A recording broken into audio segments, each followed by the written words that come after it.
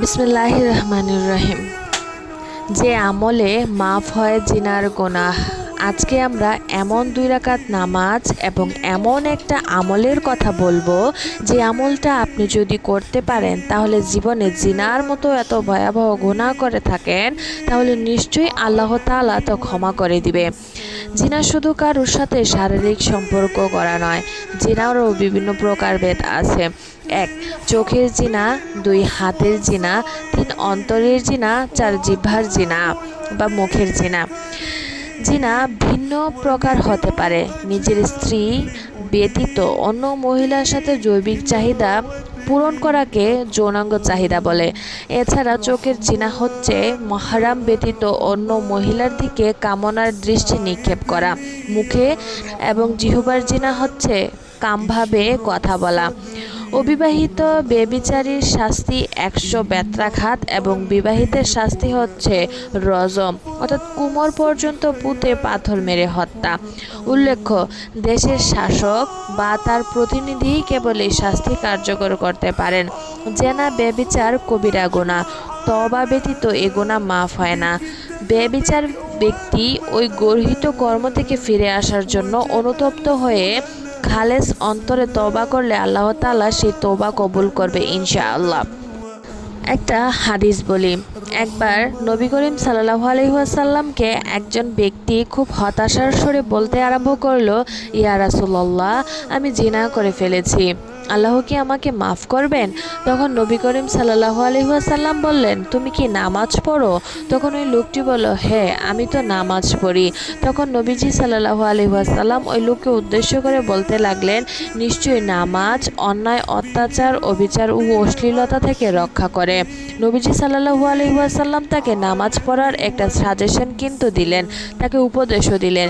আমরা অনেকে নামাজ পড়ি, কিন্তু আমরা নামাজ পড়ার সঠিক নিয়মটা জানি না। তাহলে চলুন জানা যাক।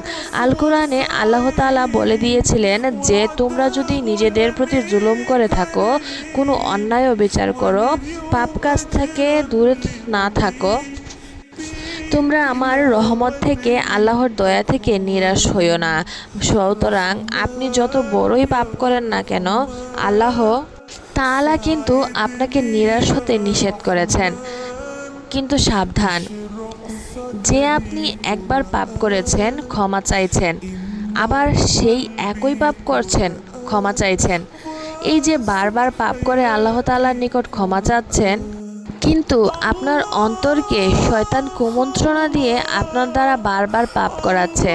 আপনার অন্তরে মহান আল্লাহ তাআলার প্রতি ভয় থাকার কারণে ক্ষমা চাচ্ছেন, কিন্তু শয়তানের জালে পড়ে আমরা বারবার একই পাপ করে থাকি।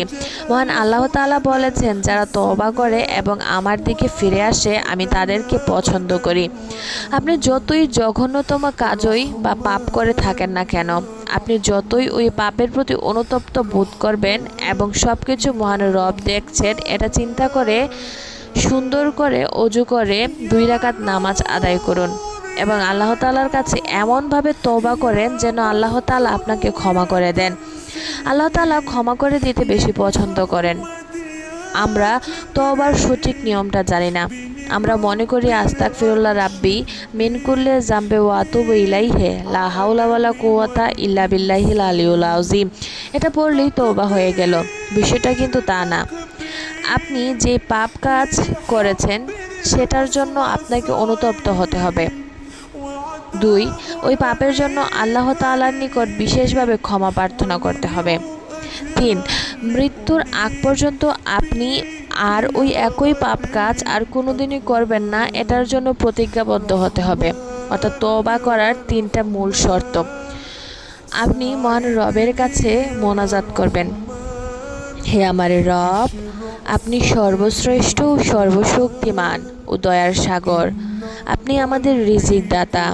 হে আল্লাহ, আপনার নেককার বান্দার অভাব নাই, কিন্তু আমার তো আপনি ছাড়া আর কোনো রব নাই। হে আমার রব, আমি ভুল করে ফেলেছি, শয়তানের ধোকায় পড়ে জিনার মতো পাপ করে ফেলেছি, আমাকে ক্ষমা করুন। আপনি তো রহমানুর রহিম, আপনি সাত্তার, আপনি তো ক্ষমা করতে বেশি পছন্দ করেন, আপনি তো কাউকে খালি হাতে ফেরান না, আপনার হুকুম ছাড়া একটা গাছের পাতাও নড়ে না, আমাকে ক্ষমা করে দিন। আপনি তো অন্তর্যামী, প্রত্যেকটা বান্দার অন্তরের খবর আপনি জানেন। আপনার রহমতের উসিলায়, আপনার গুণবাচক নামের উসিলায় আমাকে ক্ষমা করুন।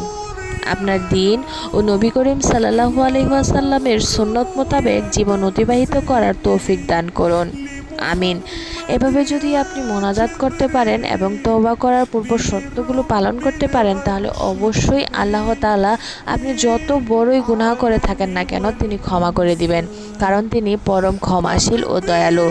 তিনি কাউকে খালি হাতে ফেরান না। ভালো লাগলে চ্যানেলটাকে সাবস্ক্রাইব করে যাবেন, ভিডিওতে অবশ্যই লাইক কমেন্ট করে যাবেন।